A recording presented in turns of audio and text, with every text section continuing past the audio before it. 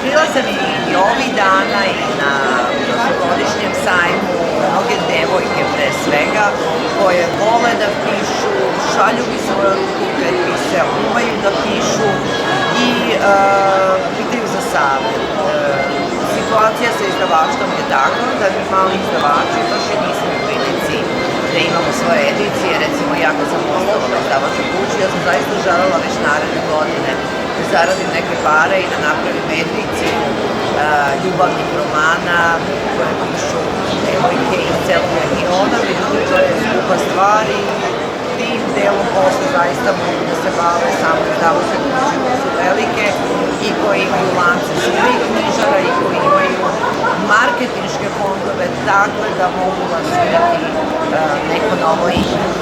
Kada me pitaju za savet pesnikinje, onda su ono u jednom privilegovanom položaju, zato što mislim da su Instagram i Facebook, naravno, idealne forme za prezentaciju poezije i recimo ja sam svedok, kad sam se bavila nekim istraživanjima, da su mnogi pesnici zadržali svoje mesto u srcima i mladih ljudi zahvaljujući Instagramu. Čak i pesnici koje uzimamo kao klasike.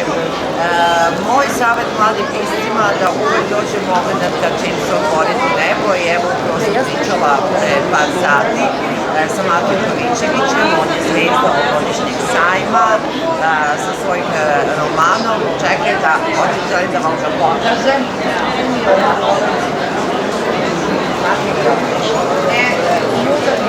I ove što mi poklonio.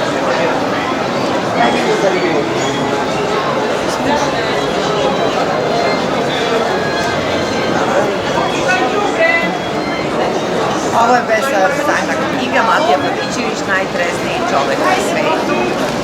I upravo sam sa njim pričala kako evo pre 3 godine ja sam objavila njegov prvi roman i verovala sam u njega, verovala sam da on jeste buduće značajno ime srpske književnosti, ali da mora da dođe moment da se piše, da se bude uporan i čitaoci će u jednom momentu zaista prepoznati to delo. I sad evo, na ovogodišnjem sajmu mnogo sam srećna.